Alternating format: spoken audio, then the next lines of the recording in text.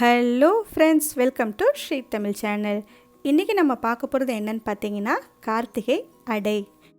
கார்த்திகைக்கு மிளகு அடை, வெள்ளை அடைன்னு 2 வகையாக பண்ணுவாங்க. இன்றைக்கி நாம் கார்த்திகை வெள்ளை அடை எப்படி பண்ணலாம் தான் பார்க்க போகிறோம்.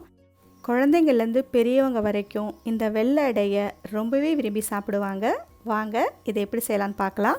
முதல்ல ஒரு பவுலில் 1/2 கப் பச்சரிசி எடுத்துக்கோங்க. இப்போ இது கூட 1/4 கப் கடலைப்பருப்பு, இன்னும் ஒரு 1/4 கப் துவரம்பருப்பு.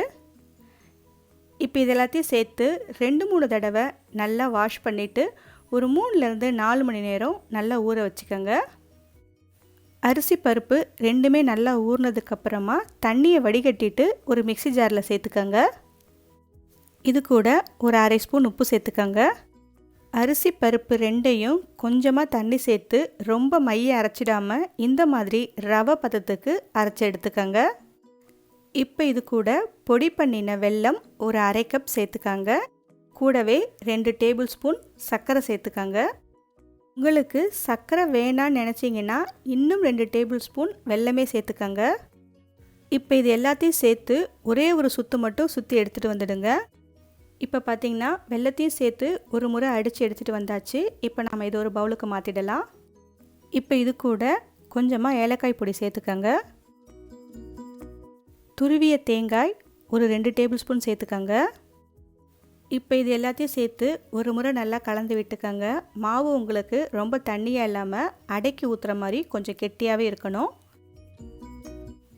அடுத்து தோசைக்கல் லேசாக சூடானதும் ஒரு பெரிய கரண்டி மாவு எடுத்து சேர்த்து இந்த மாதிரி லேசாக தேய்ச்சி விட்டுக்கோங்க.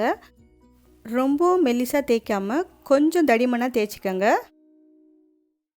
நடுவில் கரண்டியை வச்சு லேசாக ஓட்டை போட்டுக்கோங்க. இப்போ இதில் தேவையான அளவுக்கு நெய் சேர்த்துக்கோங்க. நெய்க்கு பதிலாக நல்லெண்ணெய் கூட யூஸ் பண்ணலாம். அடுப்பை லோ ஃப்ளேமில் வச்சு வேக விடுங்க. அதிகமாக வச்சிங்கன்னா வெல்லம் சேர்த்துருக்கிறதுனால சட்டுன்னு கருகிடும்.